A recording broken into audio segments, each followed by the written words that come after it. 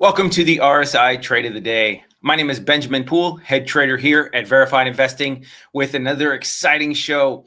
You guys, we had some stocks that were ripping yesterday, but more importantly, we had some stocks that were falling. So CarMax yesterday just got beat up on the back of earnings. It did have a nice bounce, but I still think that there's potential more downside. The relative strength index is indicating that it still has a little bit lower to go.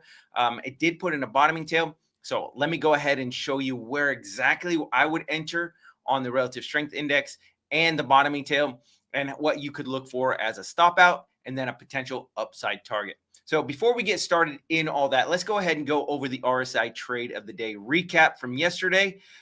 We had FCX. So it did bust below our previous high. Our target. It ended up getting stopped out. So here's the chart of FCX. I had mentioned our entry price was $36.41. Actually, before I keep going, let's go ahead and play the little zinger. All right, I had mentioned that the day before, the relative strength index on FCX was really, really bearish, right? So we see the price action as well as a relative strength index continuing to head lower. We get about a 1.5% bounce off of a 16% drop. For me, that's not a significant enough bounce, indicating that there is likely to be more selling pressure. So my entry price was about 3% lower than the closing price. When you get these stocks that are oversold, sometimes the excessive selling pressure in these can drive these lower. And that's why I have a specific stop out, right? Every time that a stock closes below my entry level, it's on a 15-minute closing basis. And if it's below that, then we stop out. So that's what happened on FCX. We did get a little bit of a bounce on FCX. However, it got slammed right back down. So then at that point, I would stop out, 1% loss. I think it was like 1.5%. So I was looking for a 3 to 5% bounce, 1.5% loss. That's a good risk to reward ratio for me. And then look at what happened on FCX. FCX just stayed really, really bearish.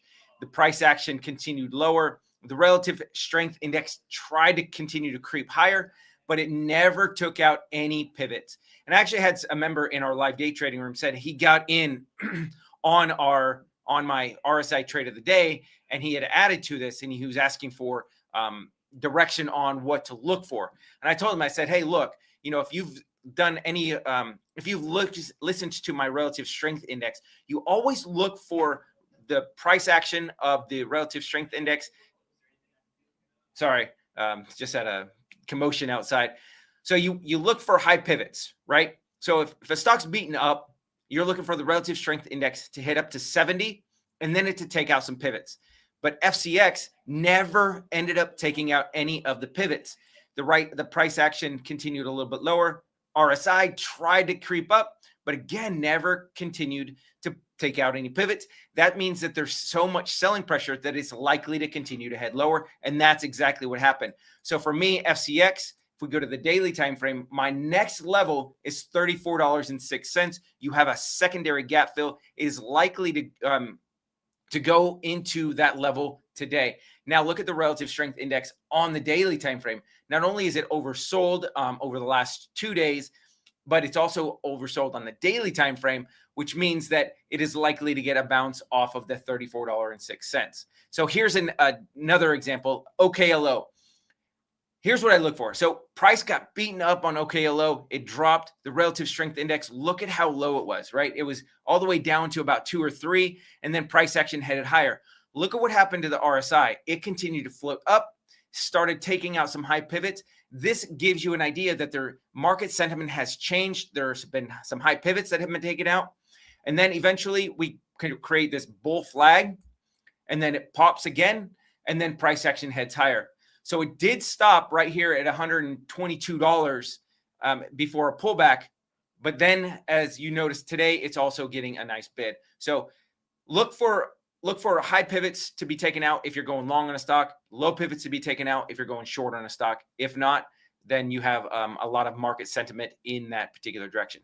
All right, CarMax. CarMax here on the the daily time frame. You have this nice drop in the relative strength index. It was down to about 3.5. Price action continued lower, put in nice positive RSI divergence. Here's the pivot that you needed CarMax to take out.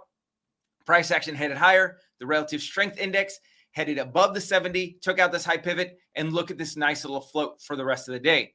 So this is the type of price action that I look for when I'm going long. So CarMax put in a nice bottoming tail. So let's look at the daily time frame.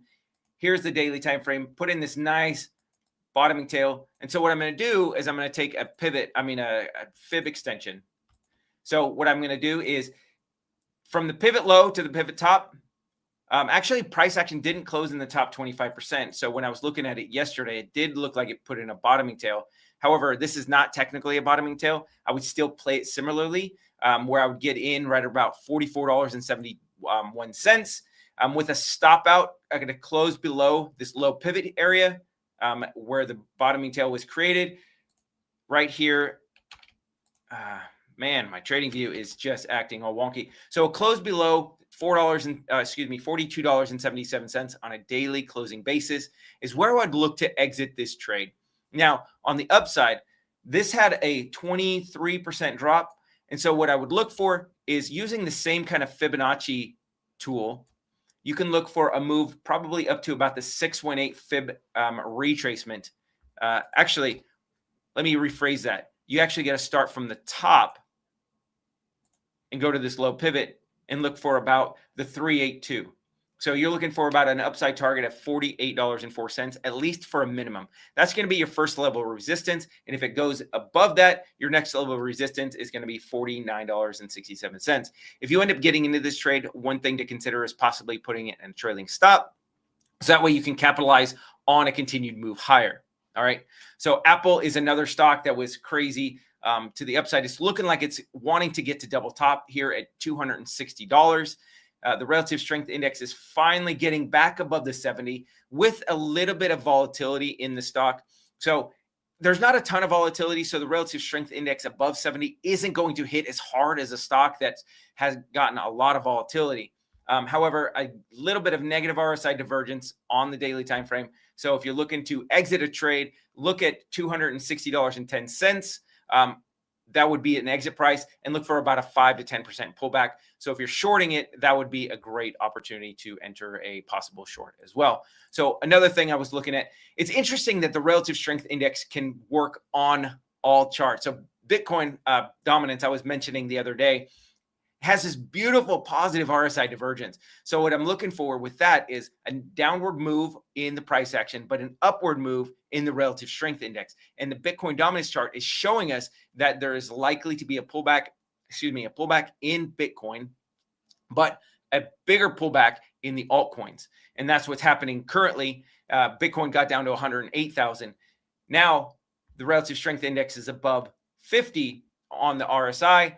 It's heading up a little bit higher. So look for a bounce on Bitcoin when this gets up to about 60% on the Bitcoin dominance. That should be another influx in the Bitcoin dominance, inflow of money into Bitcoin. And then some of these altcoins should start running a little bit more. Okay. Bitcoin USDT, similar price action. Although this is staying a little bit on the weaker side, there's a little bit more sellers in here. Now that it's below the 70, we're starting to get a little bit more volatility until the relative strength index can actually take hold. So if we get below the 30 at any time on Bitcoin, I would say that would be a great buying opportunity, especially if you can get it right around $102,000. You've got this nice down sloping trend line. Price action is likely to head into, especially if it pierces the 30. Then I think you can look for like a 5-10% bounce off of that. All right, SanDisk was another one. So SanDisk was a stock that I would have stayed away from just because it doesn't have, it's already above an upsloping trend line. Price action is likely to head back in. But even though the relative strength index was about 96, it doesn't have any resistance levels. And so this was one that I would stay away from. All right, another one that I'm looking at is XLF. So somebody commented and asked, do we look at long-term relative strength index? And yes, I do. I look at all the volatility indexes. It doesn't matter if it's an ETF or whatever it is. It is putting in a nice negative RSI divergence. It's hit this upsloping trend line multiple times. Price is consolidating more and more inside of this wedge pattern. with the negative, or excuse me, with the relative strength index heading lower. So if we can get a break of this upswing trend line, you're likely to get price to get back down to about $49 or below 50 bucks for a small bounce. If it continues below that, then it's likely to head even further. All right, so that was a lot of information. So now what we're going to do is we're going to go into the RSI trade of the day. So here's the daily time frame in Intel. Look at this price action. You had this huge move up on Intel, INTC. A couple different things and a couple different reasons that Intel headed up is the U.S. government's investing in them, Apple's investing in them, NVIDIA's investing in them. Everybody's deciding that, I guess, at this price point, Intel is one of the cheaper stocks. It still has a long way to go, and so this is a great opportunity. Price action. Look at what happened. Stayed really, really bullish. The relative strength index did head below the 30, but didn't take out a low pivot, indicating that the buyers are still in charge of this. And then look at the price action pre-market, $35.36. So it's up another 5%. So I'm looking for an entry price at $37.63 from its current price. That's still another 6% higher. Now, if you're more aggressive, you can look at this high pivot right here at 30. My trading view is being all wonky. Come on. Here we go. All right. So your initial entry price would be around $36.28. Again, my RSI trade of the day is $37.63. I would be looking, based on this price extension, I'd be looking for about a 3 to 5% pullback off of this. And a stop out on a daily, on a 15-minute closing basis is any close above our entry price, and we're going to stop out of this trade. So that's what I have for you guys. Thank you guys so much for watching. Please make sure you like, subscribe, follow, ring that bell so you can get notified every morning the market is open. And I'll give you an update on what happened to price action the following day based on the relative strength index, so you guys can make some good decisions with your trades today. So Gareth Soloway is going to be going live in my trading game plan in less than 3 minutes, and we'll see you guys next time in the charts. You guys have a great rest of your day, and take care. Hey guys, Lawton here with Verified Investing, back with another video from Kinesis. Thank you so much to Kinesis for sponsoring this video. So going onto the homepage, you can see that I'm logged in to Kinesis.money, and I want to highlight something I really think is cool. You guys know that I'm a trader, a pro trader here at Verified Investing. And did you know Kinesis gives you another way to trade? That's right. You're able to directly trade on the Kinesis platform and earn physical gold and silver while doing so. You can see here their trading platform and their charting platform is actually integrated with TradingView. That means the same charts that I'm used to using, that Gareth is used to using, that all of us here at Verified Investing are totally accessible for you to use. So this is a seamless transition if you want to chart on here. You can even see the order books and the history. Right, so if I want to put in a trade, I can put in the price in USD or the amount in KAU as one of their pairings. I can set a limit order, stop limit, trailing stop, whatever I want here, and I can do good till cancel or fill or kill or whatever else I need. Additionally, I can see all of my orders down here. Going on the left side, I can see all the different pairings that Kinesis has on their exchange, such as Bitcoin and Ethereum. Really, really cool. So not only is it a platform that lets you earn money and earn physical gold for doing anything. If you're trading cryptocurrency anyways, Kinesis could be an option for you as well. Kinesis is really cool, and there's way too much just to talk about in one video. But if you want to learn more about Kinesis, go ahead and check them out in the link in the description. Thank you so much to Kinesis for sponsoring this video, and see you guys next time.